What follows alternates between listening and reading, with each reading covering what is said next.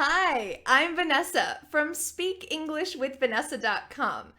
How can you have more courage to speak in public, in front of other people in English? Well, today I have a special guest. Our special guest is Jacob. Jacob is living in Korea and he's learning Korean. And he has to get over feeling afraid about speaking this completely new language in front of other people and possibly making mistakes. So he's going to share with us today 5 tips for getting over that fear of speaking in front of other people. He has a lot of interesting insight, and I think it's important to hear another perspective.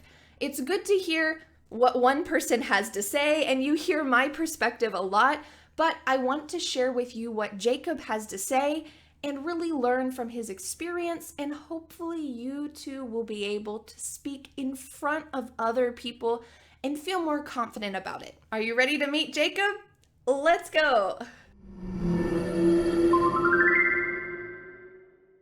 Hello, Vanessa, members of the Fearless Fluency Club, and everyone else watching.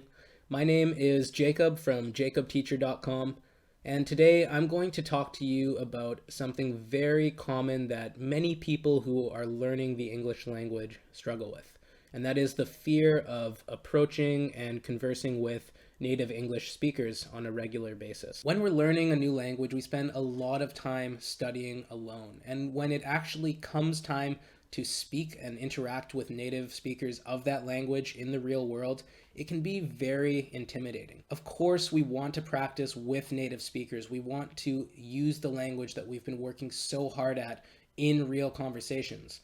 But maybe inside we're afraid that we'll say the wrong thing, or that we won't be understood, or that we'll make a fool of ourselves. Whatever it is, there are many fears that hold us back in these situations. And it's definitely a fear that you're going to want to get over quickly, because having regular conversations with native English speakers is the fastest way to improve as an English speaker yourself. So I'm going to give you 5 tips in this video to overcome this fear. Now, you're going to find this most helpful if you're someone who's learning English in an English-speaking country, but wherever you are in the world, you'll still be able to find some value in the tips that I give you. Before we get into the tips, I just want to give you some background information about myself. So I'm living in Korea at the moment. I've been living here since August of 2015. And when I first came to Korea, I spent a lot of time studying Korean. I would study Korean for maybe 2 or 3 hours a day. And there were so many opportunities for me to practice my Korean with native speakers. But what I found was I was scared inside. I was scared of approaching Koreans and having real conversations and trying to use all of the things that I was studying on my own in real conversations.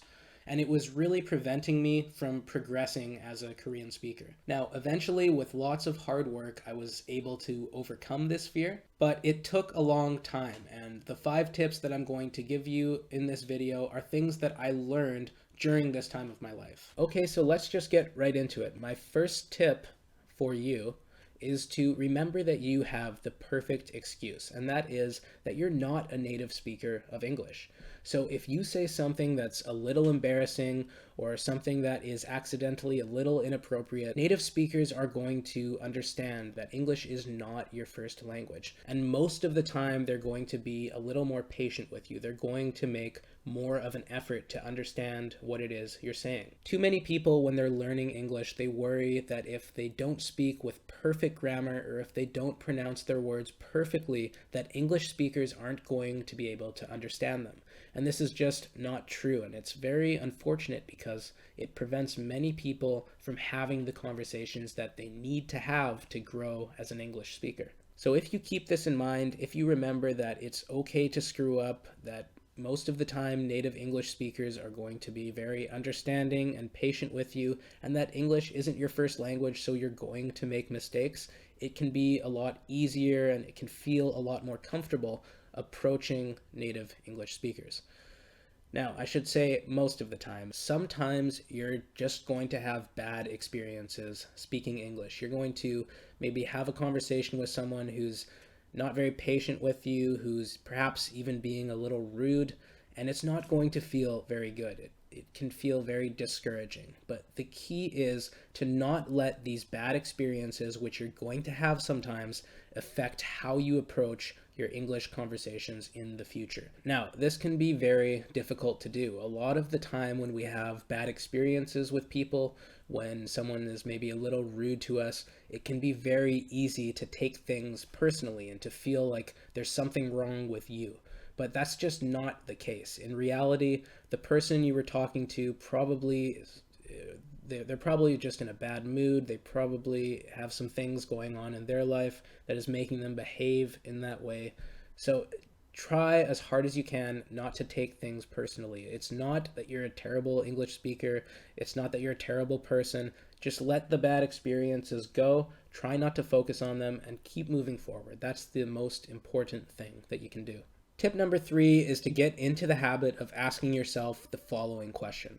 What is the worst possible thing that could happen?